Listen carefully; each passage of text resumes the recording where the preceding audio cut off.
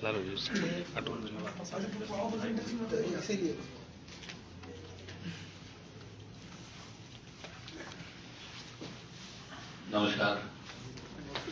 शुरुआत करेंगे प्रदेश की बिगड़ती हुई कानून व्यवस्था से। प्रदेश महिला अपराध के अंदर 1 नंबर पे और बाल अपराध जो छोटे बच्चों के अपराध है उसके अंदर देश में 5वें स्थान पर आ गया। और इसका प्रमुख कारण है वसुंधरा गहलोत का लगातार जो गठबंधन 1998 से लेके 2021 चल रही है, एक दूसरे की किस तरह इन्होंने मदद की, प्रदेश को जातीय झगड़ों के अंदर झोंक दिया। पहले जाट राजपूत, फिर गुजर मीणाओं का संघर्ष अगर किसी की देन है तो वसुंधरा गहलोत के गठबंधन की देन है। और राजनीति के अंदर वसुंधरा राजे तो इतने हल्के स्तर पर चली गई, पता नहीं कितने समाजों के अंदर जा जाके वहां उन्होंने रिश्ते स्थापित किए। लेकिन जो राजस्थान की एक विशिष्ट छाप थी देश के अंदर, शांत प्रदेश था, गैंगवार की घटनाओं से लेके अमन चैन राजस्थान का छीन गया। और अब इसको ठीक करने में जो माथे पर कलंक लगा, इसको ठीक करने में बहुत बड़ा समय लगेगा। मैं लोकसभा के अंदर राजस्थान को विशेष राज्य का अगर दर्जा एक बार मिल जाए तो मेवाड़ के जिस इलाके में अभी मैं बैठा हूं, इस इलाके से रोजगार को लेके हजारों लाखों मेवाड़ से बच्चे पलायन करते हैं। गुजरात, महाराष्ट्र और देश के तमाम राज्यों के अंदर यहाँ रोजगार की व्यवस्था नहीं है। यहाँ जितने भी उद्योग है, चाहे सीमेंट कंपनियां हैं, भारतीय जनता पार्टी और कांग्रेस की जो भी सरकार है वो अपने मन माफिक सीमेंट कंपनियों के साथ ठेके ले लेते हैं और मुनीम का काम करते हैं कांग्रेस बीजेपी के नेता। 80% स्थानीय लोगों को रोजगार का कानून राजस्थान के अंदर बने और देश की सबसे बड़ी पंचायत के अंदर बने, जिससे बेरोजगारी की समस्या का ठोस समाधान हो। यहाँ जमीनें आप अधिग्रहण कर रहे हो किसानों की, हर तरफ आप दे रहे हो। एक्सप्रेस में निकल रहा है, जमीन अधिग्रहण कर रहे हो। भारतमाला निकल रही है, जमीन अधिग्रहण कर रहे हो। लेकिन पंजाब जितना मुआवजा भारतमाला में दे रहा उसका 10% मुआवजा राजस्थान सरकार नहीं दे रही, क्योंकि रेटल तो राजस्थान सरकार और दिल्ली दोनों मिलकर तय करते हैं इस मामले में। आपकी नई रेलवे ट्रैक आप निकाल रहे हो, किसानों की उपजाऊ जमीनें जा रही है और उनको न तो कोई पुनर्वास की व्यवस्था होती है, न उनको उपजाऊ जमीन के एवज में न उनको कोई नए तरीके से उनकी आर्थिक स्थिति कैसे ठीक हो, कैसे पैकेज मिले, ये व्यवस्था भी ठीक तरीके से नहीं चल रही है। यहाँ तो हालात ये है कि आप कुछ भी कर लो, कोई पूछने वाला नहीं। जोधपुर के अंदर जब अभी वाल्मीकि समाज के बच्चे का एनकाउंटर हुआ तो मेरी कुछ पुलिस अधिकारियों से बात हुई, वो कह रहे साहब यूपी में तो रोज ही होते हैं, तो क्या नई बात हो गई। तो मैंने कहा यूपी नहीं पढ़ने देंगे राजस्थान को। राष्ट्रीय लोकतांत्रिक पार्टी बैठी यहाँ पे, यूपी वाली कल्चर बिल्कुल यहाँ नहीं चलेगी। वहां तो गुंडागर्दी भी होती होगी, चाहे यूपी के अंदर बाहुबली भी विधायक सांसद बनते होंगे। राजस्थान इस संस्कृति का राज्य नहीं है, हम बिल्कुल नहीं होने देंगे। वहां मुझे जाना पड़ा सीएम के इलाके के अंदर, बीजेपी के दर्जनों नेता उस समय जोधपुर में थे, लेकिन एक किसी का बयान तक नहीं आया कि एनकाउंटर गलत हुआ। तो ये मिलाजुली का खेल राजस्थान के अंदर चल रहा है। किसान आत्महत्याएं कर रहा है, किसान आंदोलन जो राजस्थान के अंदर चला, ये एनडीए से जो अलग हुआ, इसमें क्योंकि मुझे लगा कि तीनों कृषि बिल गलत है। प्रधानमंत्री से पहले हमने आग्रह किया था, तो पहला जो शाहजहांपुर बॉर्डर पर हमने जाके जाम लगाया 15-20 हजार लोगों ने, तब उन्होंने कहा भाई 7 दिन आप हमें समय दो। 7 दिन का एक बार समय भी दिया, चूंकि एनडीए के घटक दल के रूप में थे। तो एक बार हमने प्रयास किया कि वैसे सुलझ जाए मामला, और जब तीनों कृषि बिल वापस नहीं लिए तो एनडीए से अलग हुआ। और एनडीए के अंदर अलग होकर हमारी मांग ये थी, कोई किसानों के तीनों बिल आप वापस करो। ये जल्दबाजी में लाए हो, अधिकारी लेके आ गए और प्रधानमंत्री जिद करके बैठ गए, बिल वापस नहीं लेंगे। लेकिन उनको याद रखना चाहिए कि उत्तर प्रदेश, हरियाणा, दिल्ली, राजस्थान के और ये पंजाब के जो इलाके जहाँ एनडीए और भाजपा को 120 से ज्यादा सीटें देकर प्रधानमंत्री को शीर्ष पर बिठाया, ये वो राज्य हैं जो देश की हवा बनाते, चाहे जनता दल बनी, चाहे जनता पार्टी बनी, यही वो राज्य थे 5-7 राज्य जो पूरे देश की हवा बनाते थे किसी न किसी तरीके से। तो ये किसानों के साथ दिल्ली का रवैया भी ठीक नहीं है। आज महंगाई जिस तरीके से बढ़ रही है, पेट्रोल डीजल की कीमतें बढ़ रही है, राज्य सरकार दिल्ली पर आरोप लगाती है। दिल्ली तो जिम्मेदार है ही है। क्रूड ऑयल अंतर्राष्ट्रीय बाजार के अंदर सस्ता हो रहा दिनों दिन, लेकिन डीजल पेट्रोल बढ़ रहा है। सरकार स्टेट पे डाल देते, स्टेट दिल्ली की बात करता है, हरियाणा, पंजाब और दिल्ली में 10 से 11 रुपए डीजल सस्ता है। स्टेट गवर्नमेंट भी अपनी तरफ से कोई राहत नहीं दे रही हो, दिल्ली पे डाल देती है। कोरोना काल के अंदर आपने देखा होगा किस तरह के हालात बने। तो लोकसभा के अंदर आरोप प्रत्यारोप भी हम लगाते हैं, दिल्ली वाले कह रहे हमने व्यवस्थाएं ठीक है, मतलब लाखों आदमी चले गए अपने बीच से। सबसे ज्यादा भयंकर जो हालात बने वो इंडिया पहली लहर निकलने के बाद ये अपने आप को ये चल रहे थे, हमने ये कर दिया वो कर दिया, लेकिन सेकंड लेयर के अंदर जो नुकसान हुआ, कितने जवान हमने देश के अंदर खो दिए। हर वर्ग के, आपके पत्रकार भी गए, नेता भी चले गए, एक्टर भी गए, डॉक्टर भी गए, कोरोना वॉरियर्स भी चले गए। समय पे वैक्सीनेशन नहीं हुआ। अगर समय पे वैक्सीनेशन होता तो लाखों लोगों की जान बचाई जा सकती थी। ऑक्सीजन के अभाव में, रेमडेसिविर के अभाव के अंदर, आईसीयू वेंटिलेटर के अभाव के अंदर राजस्थान सरकार फेल रही, दिल्ली की सरकार भी फेल रही, दोनों सरकारें फेल रही। आम आदमी को मरने के लिए छोड़ दिया, तड़प तड़प के आम आदमी मरा। हमने मरते हुए आम आदमियों को देखा। ये कौन सी व्यवस्था है? इस व्यवस्था के बदलाव के लिए राष्ट्रीय लोकतांत्रिक पार्टी राजस्थान के अंदर संघर्ष कर रही है। और हमारे प्रमुख मुद्दे हैं किसान का संपूर्ण कर्जा, जिसमें आपका केसीसी लघु सीमांत 30 से 40 बीघा तक का है, केसीसी तक का कर्ज माफ हो। 1 लाख करोड़ का कर्जा राजस्थान के किसानों पे, वो तमाम कर्ज माफ हो। राहुल गांधी भी घोषणा कर गए, वसुंधरा भी कर गई, मोदी भी कर गए, कर्जा माफ नहीं हो। किसी का 34 रुपए और किसी का 60 रुपए का कर्जा माफ हुआ। ये हालात है, कागजों में कर्जे माफ हो रहे हैं। ये बजट ज्यादातर कागजों में आता है कि ये बजट किया, वो पहुंचा, खर्च नहीं हुआ। दिल्ली का पैसा स्टेट खर्च नहीं कर पाता, स्टेट का जिला खर्च नहीं कर पाता। तो कहीं न कहीं जिम्मेदारियां तय होनी चाहिए। कर्ज माफी राष्ट्रीय लोकतांत्रिक पार्टी का पहला मुद्दा कि कर्ज मुक्त किसान। और ये हम ऐसे ही नहीं कह रहे हैं, हवा में बात नहीं कर रहे हैं। 3 लाख करोड़ का कर्जा पिछले 17 साल के अंदर धन्ना सेठों का कांग्रेस और बीजेपी ने दिल्ली के अंदर माफ किया, केंद्र सरकार ने 3 लाख करोड़ का। तो हम ये कह रहे हैं भाई तुम 1 लाख करोड़ का कर्जा हमारा माफ करो और 30,000 करोड़ रुपए दारू से रेवेन्यू राजस्थान सरकार को मिलता। 30,000 करोड़ का रेवेन्यू शराब से मिलता। 3 साल का शराब का रेवेन्यू आप कर दो तो भी किसान कर्ज मुक्त हो सकता है। दूसरा हम ये कह रहे हैं कि मुफ्त बिजली दो। विंड एनर्जी और सोलर एनर्जी के बाद हम बिजली उत्पादन के अंदर 2-3 साल में 1 नंबर पर आ जाएंगे देश के अंदर। 3-4 ऐसे राज्य भी हैं जो फ्री बिजली किसानों को देते हैं और 10,000 करोड़ का रेवेन्यू अतिरिक्त अपने को देना पड़ेगा। कर्ज मुक्त किसान, फ्री बिजली और घरेलू उपभोक्ताओं को आधी दर पर बिजली दो। हम बिजली निर्यात करेंगे, पैसा हमें मिलेगा उससे। थर्ड हमारी डिमांड है टोल मुक्त राजस्थान। ये मैं एनडीए के अंदर था तभी मैंने लोकसभा में मामला उठाया कि टोल मुक्त भारत होना चाहिए। किस बात का टोल लेते हो आप बताओ? पेट्रोल डीजल 125 पार, गाड़ी का रजिस्ट्रेशन कराओगे तो आपसे 10%, 8%, 1.5 लाख, 2 लाख, 3 लाख रुपए तक गाड़ी के रजिस्ट्रेशन का लगता है। ट्रक का ज्यादा लगता है। वो इस बात का पैसा है कि आपकी गाड़ी को अच्छी रोड और अच्छी व्यवस्था देंगे। टोल मुक्त राजस्थान की बात, हम चूंकि राजस्थान के अंदर टोल मुक्त राजस्थान की बात कर रहे हैं, एक मजबूत लोकायुक्त बने। क्योंकि लोकायुक्त की जो रिपोर्टें थी, मैंने उनका अध्ययन किया, उसके अंदर 1 दर्जन लोकायुक्त ने रिपोर्टों में ये कहा है कि प्रदेश के मुखियाओं के खिलाफ एफआईआर दर्ज होनी थी। तो प्रदेश के मुखिया कौन हुए? चीफ मिनिस्टर प्रदेश का मुखिया हुआ। तो बीजेपी और कांग्रेस दोनों का तो 23 साल से तो 22-23 साल से गहलोत वसुंधरा है, अभी अपने खिलाफ एफआईआर दर्ज छोड़ करेंगे खुद के खिलाफ। ये लोकायुक्त की रिपोर्ट आप देख लेना, मैं भेज दूंगा आपके पास कॉपी। विधानसभा के अंदर इस मामले को मैंने उठाया था। दुर्भाग्य इस बात का कि मजबूत लोकायुक्त जब तक नहीं होगा तब तक भ्रष्टाचार पे शिकंजा नहीं कसेगा।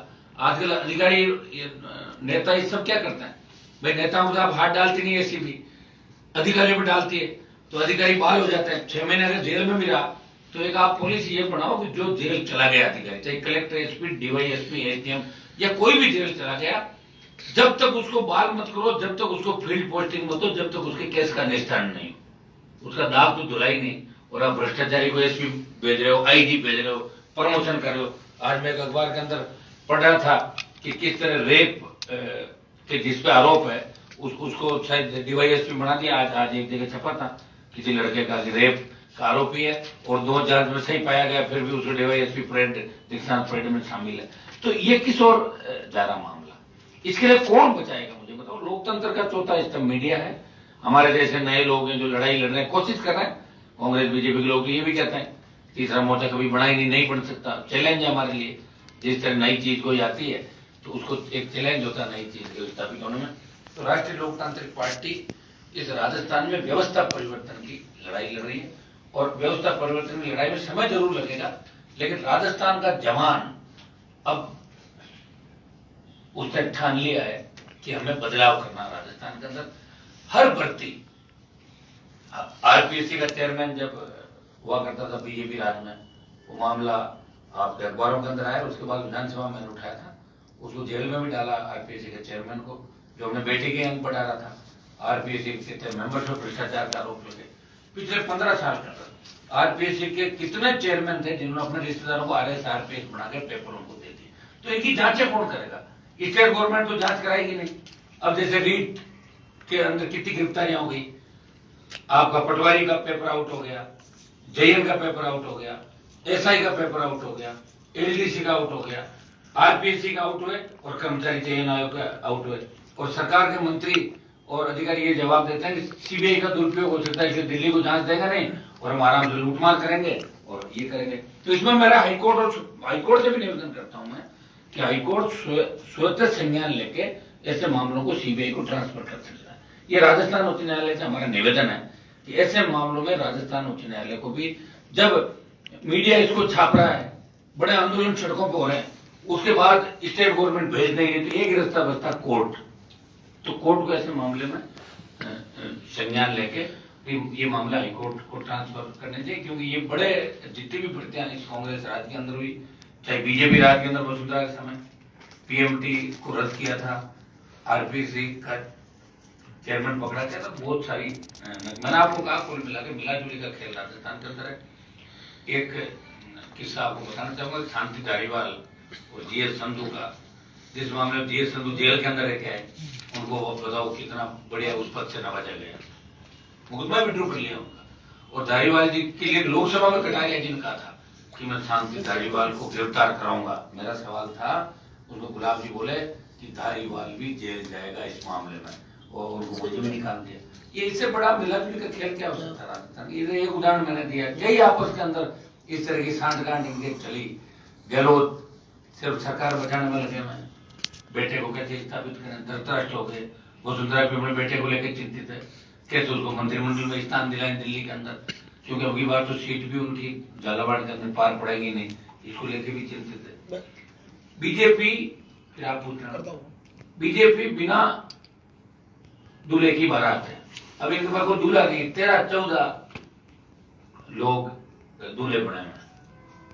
और कांग्रेस के अंदर जो लोग हैं सिर्फ अपनी सरकार बचाने में, और सचिन पायलट सीएम बनना चाहते हैं और उनका कोई मकसद नहीं है कि एक बार सीएम बनना हो राजस्थान का। इसीलिए तो जिस गहलोत को हटाने चले थे उसी के हेलीकॉप्टर में घूम रहे, और जब गाड़ी में जगह नहीं थी तो ड्राइवर सीट में बैठ गए। आत्मसम्मान कहाँ है? आत्मसम्मान अगर होता तो वहां से पैदल चल के नाराज होकर चले जाते। आत्मसम्मान तो राजस्थान में मुझे लग रहा मेरा ही है कि मैं छोड़ के बैठा हूँ, खुद की पार्टी भी बनाई, लड़ाई भी लड़ रहा हूँ, पंचायत चुनाव भी लड़ाए, नगर पालिका चुनाव लड़ाए, उदयपुर में भी आया, गांव-गांव पहाड़ों पे घुमा। पहाड़ों के अंदर मैंने ऐसी स्थिति देखी कि एक अंबातलाई गांव के अंदर गया मैं विधानसभा चुनाव में, तो मैंने कहा बच्चों को पढ़ने के लिए क्यों नहीं भेज रहे हो? बोले साहब स्कूल 4 किलोमीटर है और छोटे बच्चे जाएंगे जंगली जानवर उठा के ले जाएगा। किन परिस्थितियों में है राजस्थान? कौन बचाएगा इस देश और प्रदेश को? बताओ मुझे। अब कोई लोक देवता का अवतार लेंगे इस राजस्थान के अंदर। ये उदयपुर का इलाका जो झीलों की नगरी है, सारी झीलों में, झीलें जितनी भी इनके अंदर कहीं न कहीं अतिक्रमण करके नेताओं ने, अपने रिश्तेदारों को, अधिकारियों ने वहां रिजोर्ट बनाए झील के कैचमेंट एरिया के अंदर। यहाँ पे मैंने खुद देखा, आपके 3-4 झीलों के कैचमेंट एरिया के अंदर बने। तो ये कहीं न कहीं अपन अपनी संस्कृति के साथ खिलवाड़ कर रहे हैं। अभी एक और भी पढ़ रहा था, राजसमंद और इसके बीच में एक गांव का, मैं कल पेपर के अंदर पढ़ रहा था, ये राया गांव के अंदर भी जो नाले को इस तरह झील कैसे दिखे, तो बिल्कुल ही आप करके प्रकृति के साथ खिलवाड़ कर रहे हो। तब आपकी सारी वन विभाग से लेके और अब्दुल रहमान के मामले लेकर, गरीब के लिए तो अब्दुल रहमान 1947, गोचर अंगोर, गरीबों की बस्तियां उजाड़ दो, आप सब कुछ कर दो, लेकिन बड़े लोगों के लिए एनओसियां तैयार है, कहीं न कहीं ये मिलके सारा खेल कर लेते हैं। यहाँ जो टीएसपी का टीएडी, ये आपका टीएसपी का बजट है, ये भी सही ढंग से खर्च नहीं हो रहा है। और सबसे बड़ी बात मैंने एक देखी कि यहाँ कांग्रेस और बीजेपी के नेताओं ने सिवाय जनता को धोखे के अलावा कुछ भी नहीं दिया, खूब धोखा दिया। और लोगों को अभी भी वो थाने तहसील का ऐसा डर बिठा रखा है इनके अंदर। मैं देखता हूँ लोग थाने और तहसील सामने जाते ही नहीं, घबराते हैं। अरे भाई, थानेदार तहसीलदार से अपराधी डरे, बदमाश डरे, आम आदमी गरीब आदमी अगर थाने से डरेगा तो फिर किस बात की आजादी है? अभी उदयपुर मुझे तो ऐसा लग रहा है कि आजादी नहीं हुआ पूरी तरीके से। इस राजस्थान का सबसे बड़ा इलाका, बिल्कुल ही विकास जहां पे नहीं है। बीजेपी के लोग बड़ी बड़ी बातें अभी कांग्रेस के खिलाफ करेंगे, बीजेपी के नेताओं, मैंने जब उनकी सरकार थी तो उनको देखा था, कांग्रेस वाले उन पर आरोप लगा देते हैं, शाम को सारे मिल बैठ के बात कर लेते हैं। सारे बिजनेस कर रहे हैं, सारे राजनेता बिजनेस करके और पैसा कैसे कमाए, मुझे लग रहा है इसी के अंदर धंधा खोल लिया सब लोगों ने। यही हालात यहाँ पे है। अभी आप कोरोना के बाद डेंगू का हालात देखो, चिकित्सा मंत्री गुजरात दौरे पे, खैर मुझे पता ही नहीं, मैंने डॉक्टरों को कह दिया था, कोटा के अंदर, अस्पताल के अंदर थे। तमाम जो राजस्थान के अंदर पिछले सालों में घटनाएं हुई, ये तो मैं आप लोगों को धन्यवाद दूंगा कि आप समय समय पे बात तो उठाते हो। अगर आप नहीं उठाओ तो विपक्ष का पता क्या लगे।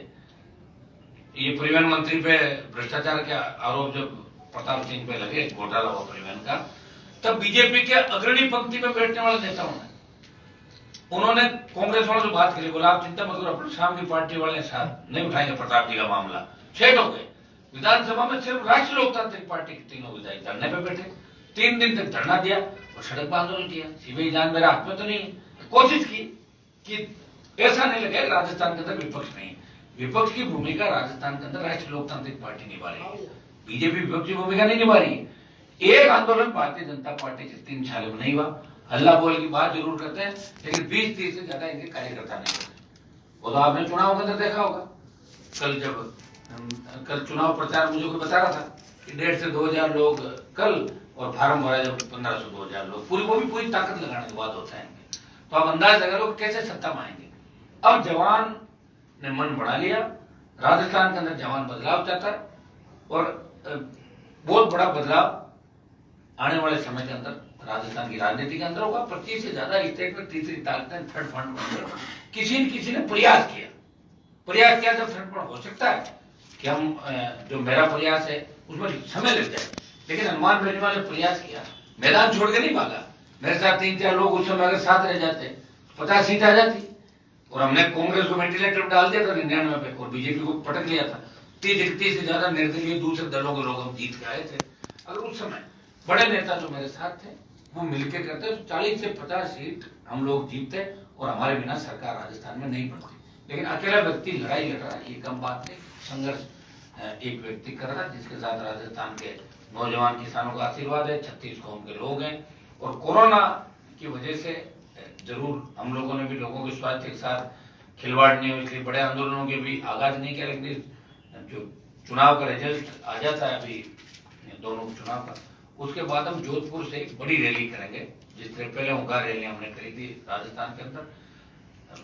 जोधपुर से शुरुआत करेंगे, फिर मेवाड़ होते हुए इस बार राजस्थान, और फिर जोधपुर तो दिल्ली तक हम लोग जाएंगे।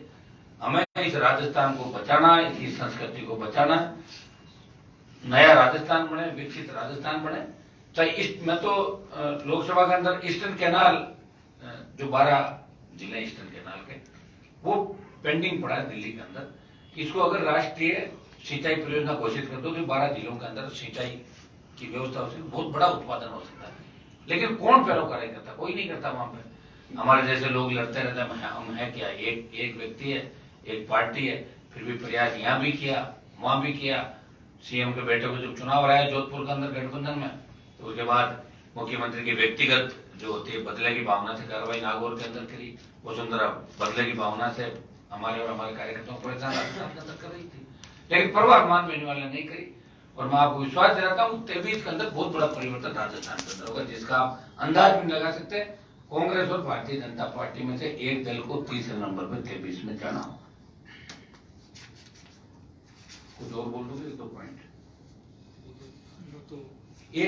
एक स्कूलों के अंदर आप बताओ कि 5 वर्ष में 60 से ज्यादा मतलब रेप और छेड़छाड़ की घटनाएं शिक्षकों द्वारा बालिकाओं के साथ हो रही और सेंट जेवियर स्कूल जो राजस्थान की सबसे अच्छी स्कूल मानी जाती है, इसमें 2 घटनाएं हो गई 1.5 महीने के अंदर तो सेंट जेवियर स्कूल के अंदर। तो सरकार को ऐसे मामलों में जांच करा के, और अगर स्कूल में बदमाशी करते हैं इनका रद्द करो मान्यता इनकी। कोई जरूरी है कि सेंट जेवियर दूसरी कोई आ जाएगी? भाई क्यों दब रहे हो आप लोग? क्योंकि इसलिए कि उसमें बड़े अधिकारियों के बच्चे पढ़ते हैं, नेताओं के बच्चे पढ़ते हैं, तो एक मास्टर को पकड़ा और बाकी रफा दफा करके मामला हल कर देते हैं। तो इस मामले के अंदर सरकार को संज्ञान लेना चाहिए। बाकी कल हमारे राष्ट्रीय लोकतांत्रिक पार्टी का स्थापना दिवस है 29 तारीख को। तो वैसे हम सब यहाँ चुनाव के अंदर आए हुए थे, बल्लभनगर सारे पदाधिकारी भी थे, 3 विधायक थे। तो कल का स्थापना दिवस का लेके कोई बड़ी रणनीति हमने अभी तय नहीं करी, और रात को हम तय करेंगे कल का स्थापना दिवस किस तरीके से सादगीपूर्ण रूप से कल का 3रा स्थापना दिवस पार्टी मनाने जा रही है। और 3रे स्थापना दिवस, और आपको जानकर आश्चर्य होगा कि राजस्थान के अंदर राष्ट्रीय लोकतांत्रिक पार्टी पहली राजस्थान की पार्टी जिसने लगातार प्रयास किया। लोग बाहर की पार्टियां लाते थे, चाहे लोक दल हो, चाहे जनता दल हो, चाहे सपा बसपा से लेकर चाहे राज्यपा हो, फला हो, ये हो, उनके रिमोट कंट्रोल बाहर रहते थे। ये किसान के बेटे की पहली पार्टी है जो पंचायत चुनाव और पालिका चुनाव लड़के आम जन के मुद्दे इस राजस्थान के अंदर कोई उठा रहा है, विधानसभा में, लोकसभा में राजस्थान की कोई पैरवी कर रहा है, सड़क पर कोई लड़ रहा है, तो राष्ट्रीय लोकतांत्रिक पार्टी का जवान, राष्ट्रीय लोकतांत्रिक पार्टी के नेता, आम आदमी गरीब आदमी की लड़ाई लड़ रहे राजस्थान में।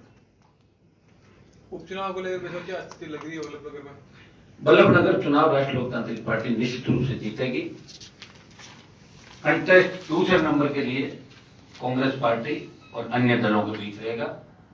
बड़ी जीत होगी बल्लभनगर के अंदर। यहाँ के किसान, यहाँ के जवान और 36 कौम के लोगों ने मन बना लिया कि बल्लभनगर के अंदर महलों से राजनीति बाहर निकल के किसान के बेटे की झोंपड़ी के अंदर आनी चाहिए। ये बल्लभनगर की जनता चाहती है। तो कोई विकास नहीं हुआ बल्लभनगर में। अफीम के जो पट्टे हैं, एक बात मैं आपको ये भी कहना चाहूंगा कि मालवा का जो हमारा इलाका है, नीमच से लेके कोटा से लेके उदयपुर चित्तौड़गढ़, सबसे अच्छी अफीम हिंदुस्तान के अंदर इसी इलाके के अंदर होती है। और अफीम से ही सारी दवाएं करीब करीब बनती है। लेकिन अफीम के काश्तकार परेशान है, आत्महत्याएं करें। अफीम नीति में बदलाव की आवश्यकता है। आपने तो उनको पूरी जो जिस हिसाब से आप देते हो लाइसेंस, उसके अंदर जरा सा भी छोटा मोटा हो जाए, प्रकृति होती है तो उसमें आप उनको उनके खिलाफ मुकदमा भी दर्ज कर लेते हो। किसानों से अफीम सही भाव पे भी नहीं खरीदी जाती। और तीसरा, जो पट्टे निरस्त किए जगह जगह उनको पट्टे वापस दिलाए जाए। 3-4 प्रमुख मामले रहेंगे जो नवंबर में लोकसभा जब चलेगी तो ये यहाँ के इलाके के अफीम किसानों के जो मामले हैं ये भी मैं उठाऊंगा। मक्का को लेकर भी लोग बहुत परेशान है, उनका समर्थन मूल्य और साथ साथ सरकारी खरीद ज्यादा हो लोगों के यहाँ मक्का उत्पादन क्षेत्र, तो ये मामला भी यहाँ संज्ञान के अंदर आया। आप भी उसी बीजेपी के समर्थन से सांसद बने जिसको आज वो तो सब ऐसा है, कोस नहीं रहा हूँ। मैंने तो बीजेपी के अंदर आंतरिक लोकतंत्र की बात करी थी। वसुंधरा को चैलेंज चुनौती कई नेताओं ने दी होगी, लेकिन वापिस उसके पैरों पड़ गए जाके। हनुमान बेनीवाल है जिसने वसुंधरा को भगाया यहाँ से, खुद की पार्टी बनाई। और जब मैंने गठबंधन किया तो आपको इस बात का ध्यान नहीं कि ये शर्त थी कि मैं गठबंधन पार्टी कार्यालय में बैठूंगा तो वसुंधरा नहीं बैठनी चाहिए पास में। तो जैसे अभी कुर्सियां साइड से 2 थी ना, जब कोई नहीं था, तो वसुंधरा को उसके घर पे बिठाया था। अकेले में जाके गठबंधन किया और मेरे मान सम्मान के साथ किया। और जब मुझे लगा, मुझे बीजेपी ने 2-2.5 लाख वोट दिए थे, 30 लाख से ज्यादा वोट मैंने बीजेपी को राजस्थान में और 15 से 20 लाख वोट देश के अन्य राज्यों में दिलाई। भाजपा को मैंने ज्यादा वोट दिलाए, मेरा उदार है वोट उनके ऊपर, जो 2-2.5 लाख वोट लिए थे इनके। और मेरे फादर तो 77 में एमएलए बन गए थे, बीजेपी का सिर्फ स्थापना हुई थी। राजनीतिक परिवार से, बीजेपी की वजह से मैं नेता नहीं हूँ, मेरी वजह से बीजेपी को ज्यादा फायदा हुआ राजस्थान के अंदर। और वो मैंने लोकसभा के अंदर भी कहा था कि मैं चुनौती देता हूँ, आप तो 10, 5, 15 की छोड़ो, एक जना इस्तीफा आप दे दो, एक मैं देता हूँ। अगर मैं हार जाता हूँ, मैं राजनीति छोड़ दूंगा, आप हार जाओ तो फिर तीनों कृषि बिल वापस ले लेना। तो लोकसभा के अंदर चुनौती दी थी, तो रिकॉर्डेड बात है। सर इंटरनल बात करें तो